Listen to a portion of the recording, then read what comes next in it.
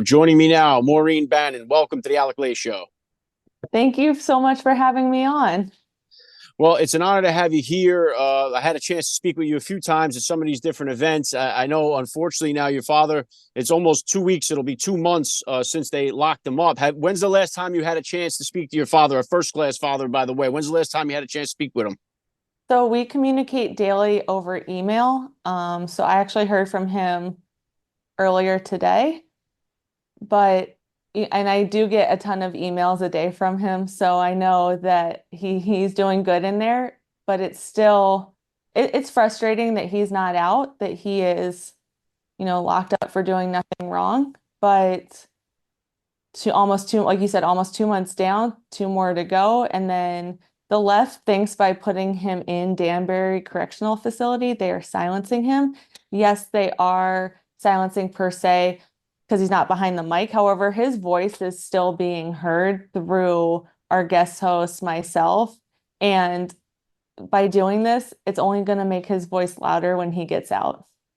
Well, the war room is only growing stronger. You've done a phenomenal job stepping up to the plate, filling in the role for your father there. Obviously, the war room army is very strong. It's one of the most popular shows, if not the most popular show that there is. Now, since your father was put away, I mean, so much has happened between Trump getting shot, Biden stepping down, Kamala being installed. We had the RNC. Now we got the DNC. What's been kind of his communication with you about all this? I mean, what a time to silence him or to take him out of the picture. What has been his take on all this stuff? What has he conveyed to you about all of it?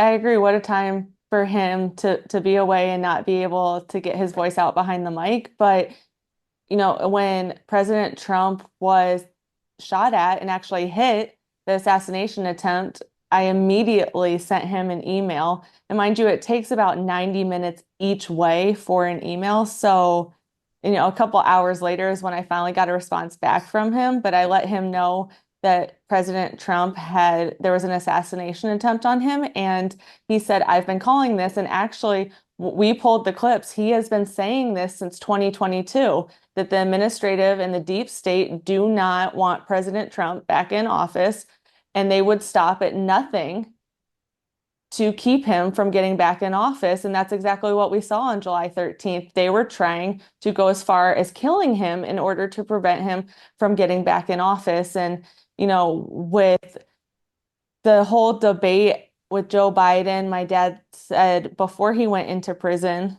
do not do the debate. He said that on War Room because Joe Biden will do so bad that they will have to remove him as the candidate and the nominee. And that's exactly what we saw. He did terrible. And then weeks after my dad went into prison, and I know he says no conspiracies, no coincidences. However, it's just ironic that, weeks after he went into prison, now all of a sudden, all the stuff that he is saying would happen has happened. And we saw a bloodless coup against Joe Biden and Kamala Harris installed as the nominee. Yeah, and I'm going to get your take on that in just a second. But sticking with the Trump assassination attempt, which obviously all these signs point to it being an inside job. I remember, in fact, when we were there, last time I seen you was in Detroit at the Turning Point Hmm. thing that they had. And I remember that everybody had gone through security, and then some staff member went out the back door or something. And they had to get everybody out and rescreen the whole building. So it's like I've been at so many of these things where it seems like the Secret Service is so tight, it's impossible to get anywhere near him. So it just had that feel like, man, it's impossible for some young kid, 20-year-old, to get that close to the president with a clear line of sight in broad daylight. It's just, and no one yet has paid the price for this colossal failure. So what's your latest take on this whole thing? It very much seems like an inside job. And, exactly what you said in Detroit, where there was a security breach, that everyone had to be rescreened. But the amount of failures or things that were noticed ahead of time or before President Trump even took the stage should have prevented him from being allowed to go out on that stage.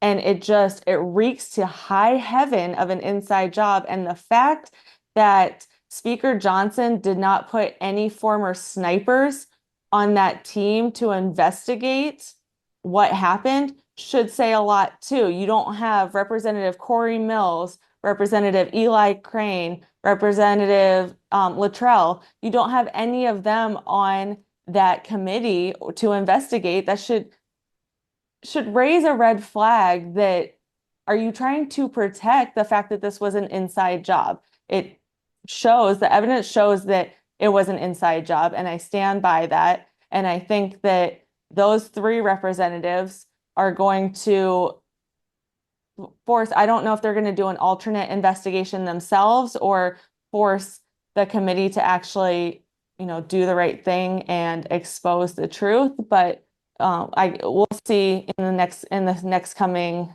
weeks.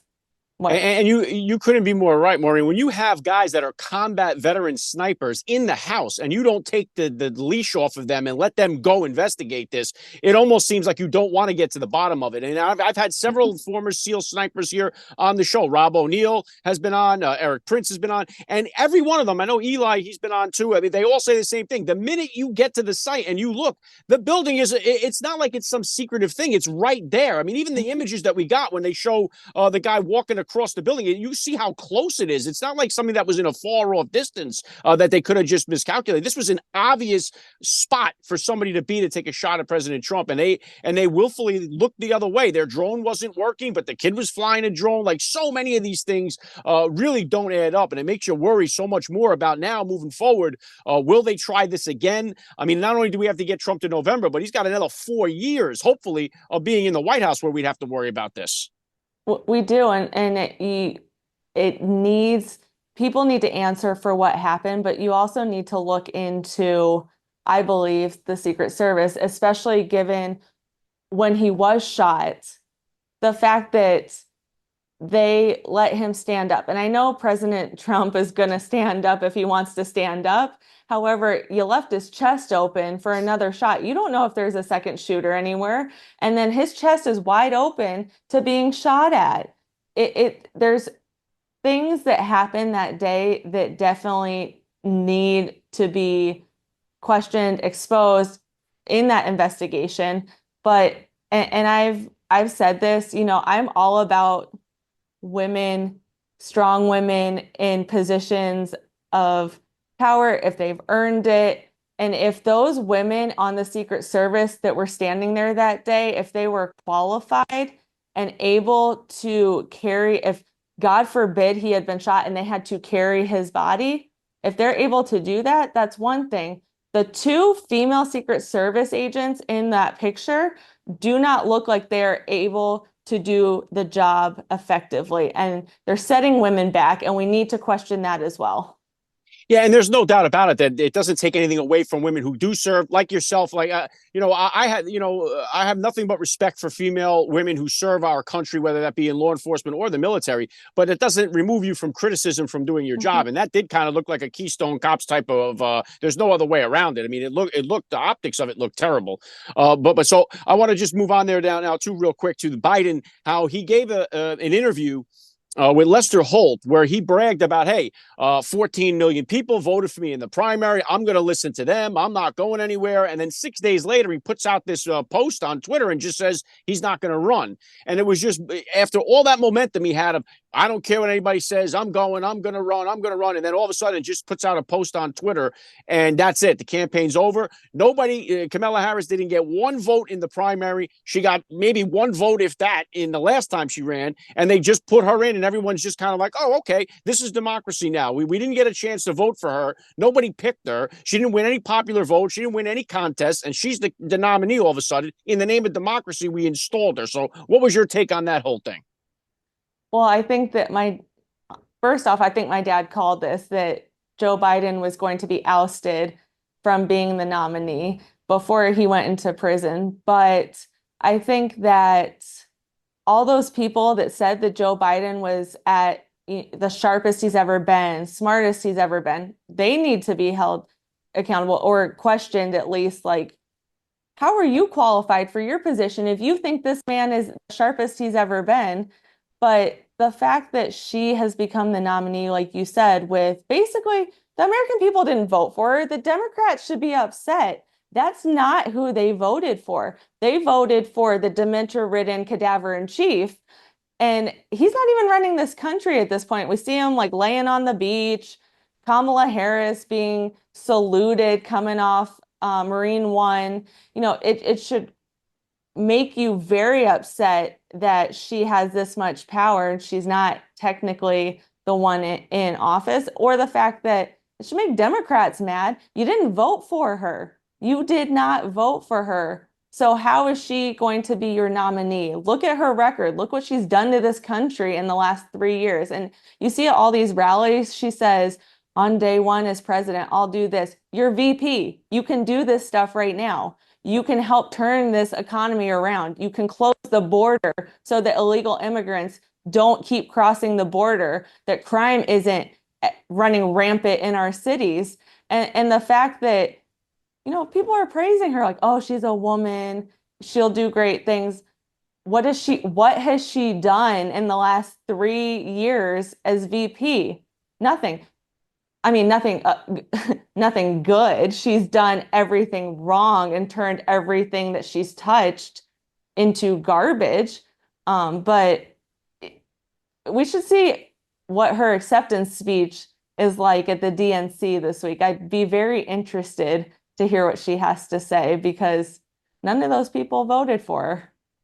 Yeah, and you're right. She's done nothing. I feel dumber every time I listen to her speak. But to your point about the media, how anybody in the media that told you Biden was cognitively okay and he was sharp as a tack and he was okay, anybody that listens to these people ever again in their life should just be taken out back and shot. How could you listen to anybody ever again that was proclaiming that he was fine and fit to serve? That's it. Your card is pulled. We don't listen to anything you have to say ever again. It's almost like Fauci. Oh, I've been vaccinated 6 times, got COVID 3 times. We never listen to you again anymore. Like, that's it. Like, but it seems like the people are so dumb that they just keep coming back for more, and they love being lied to. It just seems like the people, especially the Democrats, just love being lied to.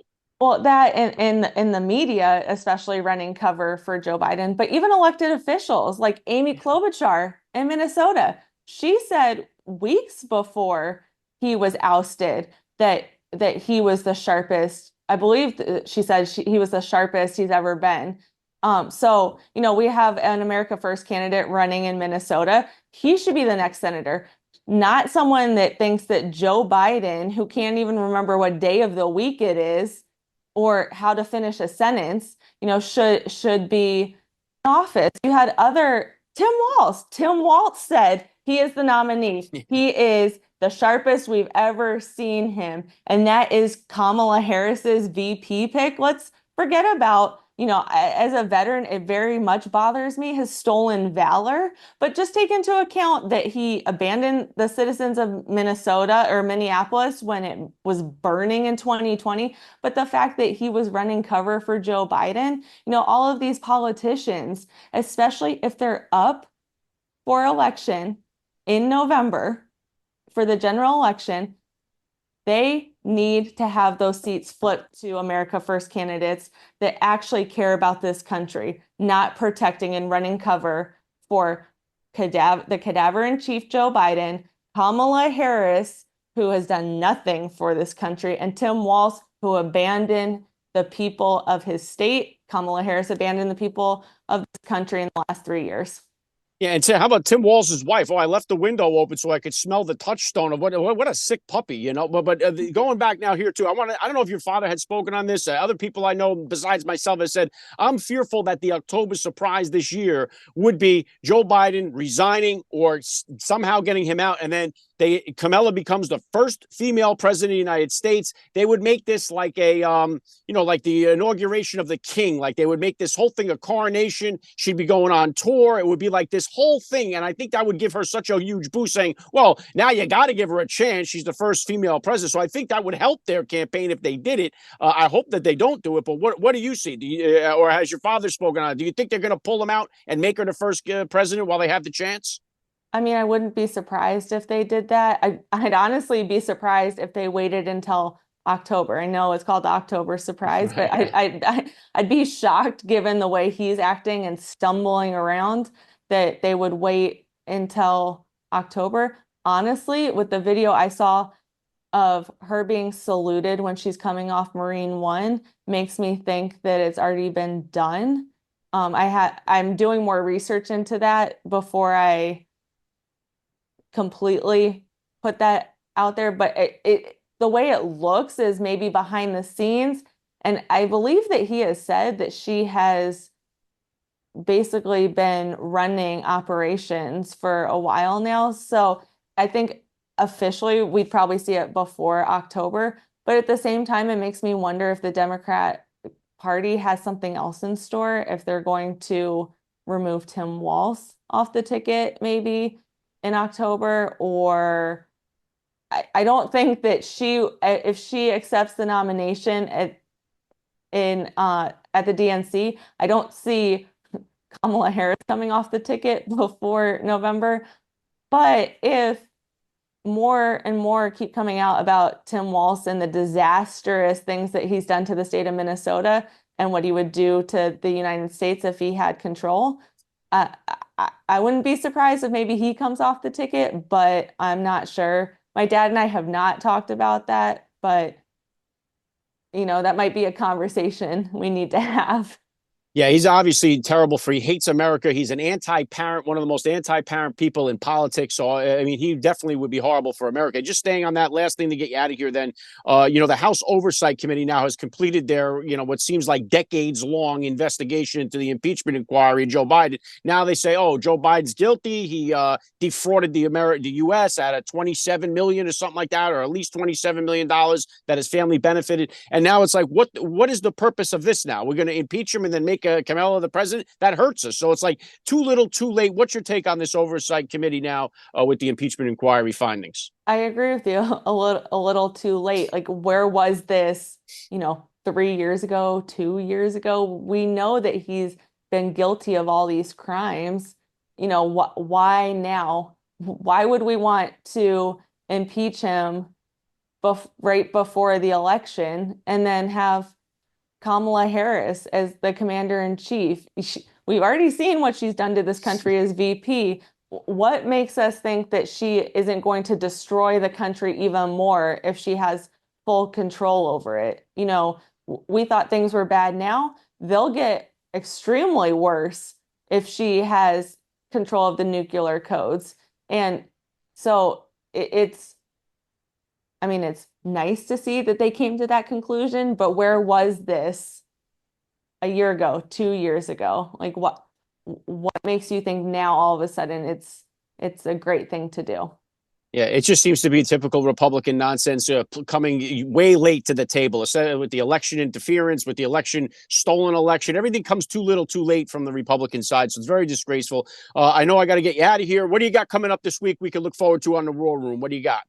So I know people are going to be shocked, but WarRoom is actually streaming the DNC all week because we want to kind of expose what the Democrats' plan is. So I know a lot of the WarRoom audience will be a little bit shocked by that, but that's what we're going to be streaming outside of the show. We have some great guest hosts. Peter Navarro has been a guest host since my dad's been away. He will be hosting Wednesday and Friday, and the great Royce White, Senate candidate from the state of Minnesota, the belly of the beast, he will be hosting on Saturday morning. So I would tune in. We have other amazing guest hosts, but those are ones that the audience probably knows very well and would probably love their shows. So you can watch WarRoom Monday through Friday, 10 a.m. to 12 noon Eastern Standard Time, and then 5 to 7 Eastern Standard Time on all social media platforms and also on Rumble, Roku, Pluto, Samsung TV. And then always, I come in very hot on social media, so they can always find me and for latest updates on WarRoom on my social media as well. Well, WarRoom is the best in the business. Really honored to have you for a few minutes today. Maureen Bannon, thank you so much for giving me a few minutes of your time today on the Alec Lace Show. Thank you so much for having me, Alec.